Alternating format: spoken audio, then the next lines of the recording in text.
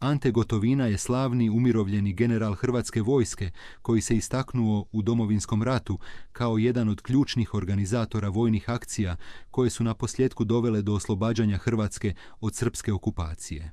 General Gotovina se rodio 1955. godine na otoku Pašmanu u mjestu Tkon, gdje i danas živi nakon završetka vojne karijere. Životni put koji je Ante prošao nije bio lak. Vrijedi napomenuti da kada je imao samo 4 godine, na gradilištu obiteljske kuće od eksplozije je poginula njegova majka Ana, nakon čega se njegov otac Milan zajedno sa sinovima seli u Pakoštane kraj Zadra. Smrt majke imala je veliki utjecaj na život našeg slavnog generala, jer se njegov otac ubrzo nakon toga ponovno ženi te s drugom suprugom dobiva kćer i sina. Nedugo nakon druge ženidbe otac mu se zajedno s novom obitelji seli na rad u Zagreb, a mali Ante se vraća na otok Pašman gdje brigu o njemu preuzima teta Marija Miočev. Već s 17 godina mladi Ante Gotovina odlazi od kuće na brod gdje radi kao mornar. Zanimljivo je da se nikome od obitelji nije javljao čak 20 godina, što dovoljno govori o tome kakav je odnos imao sa ocem. Početkom 1973. godine kao mornar proveo je mjesec dana u utvrdi Fort Nicholas, koja se nalazi u starom dijelu Marseja. Upravo u ovom mjestu se nalazio regrutacijski centar Legije stranaca, što je našeg junaka zaintrigiralo da postane član ove slavne francuske vojske. Nakon što je položio sve ispite i uspješno prošao vrlo zahtjevnu obuku u Legiji stranaca, mladi Ante mijenja profesiju i od običnog mornara postaje profesionalni vojnik. Legija stranaca mu daje novi identitet te u legionarskim dokumentima postaje Andrija Grabovac. Vrijedi napomenuti da je upravo u Legiji prošao padobransku i ronilačku obuku te služio u drugoj padobranskoj pukovniji. Ante Gotovina je službeno pristupio Legiji stranaca 1. veljače 1973. godine, te se u svojim legionarskim danima borio u raznim zemljama Afrike. 1981. godine je u Čadu ranjen snajperskim metkom u glavu, te je nedugo nakon ovog događaja otpušten iz Legije u dočasničkom činu narednika. Nakon što se oporavio od ranjavanja, Legija ga je ponovno angažirala te mu dala identifikacijske dokumente na ime Toni Monemarte. U ovom periodu radio je kao instruktor komandosa u zemljama Srednje i Latinske Amerike. Vrijedi napomenuti da je obučavao paravojne postrojbe u Gvatemali kada se 1983. godine u prašumi, nedaleko od rijeke Montagua, razbolio od tropske bolesti. Preživio je malariju tako što je žvakao lišće koke.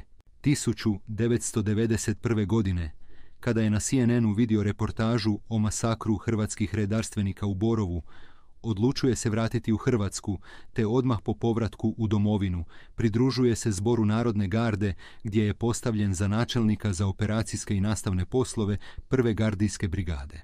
1992. godine je zapovjednik Hrvatske vojske u Livnu, te je zapovjedao snagama koje su zaustavile srpske snage kod mjesta Runjani.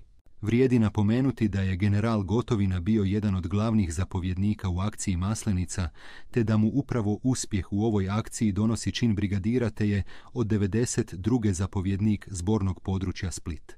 Postrojbe pod Antinim zapovjedništvom sudjeluju u operaciji kodnog imena Oluja, te 5. kolovoza 1995. ulaze u grad Knin.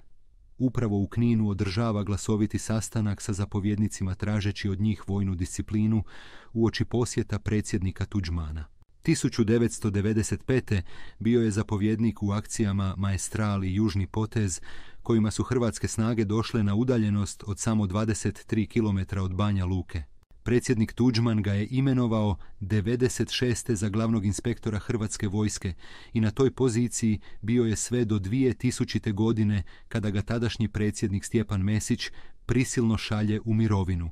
Haški sud podiže 2001. godine optužnicu protiv generala Gotovine, te ga po zapovjednoj odgovornosti optužuje zbog navodnog planiranja, etničkog čišćenja i ratnih zločina, te on vidjevši što mu se sprema bježi iz Hrvatske.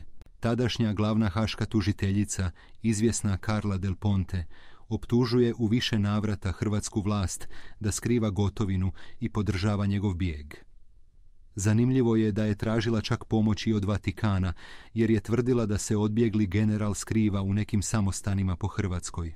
U tom periodu medijska hajka na generala je velika, te hrvatski mediji objavljuju tvrdnje da je viđen u Brelima i u Hercegovini.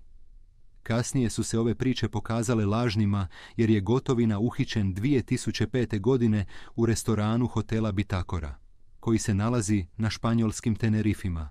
Nakon uhićenja prebačen je u UN-ov zatvor u Hagu, gdje mu suđenje započinje 2008. godine. U prvostupanjskoj presudi iz 2011. osuđen je na 14 godina zatvora kao sudionik udruženog zločinačkog pothvata. Presuda se temeljila na tezi o prekomjernom granatiranju Knina. Međutim, nakon žalbe generalovih odvjetnika, žalbeno vijeće Haškog suda donijelo je 2012. godine oslobađajuću presudu, te je Gotovina pušten iz zatvora. Odmah nakon izlaska iz zatvora, general Ante Gotovina se vratio u Hrvatsku, te trenutno na rodnom otoku vodi vrlo uspješnu tvrtku koja se bavi uzgojem tuna.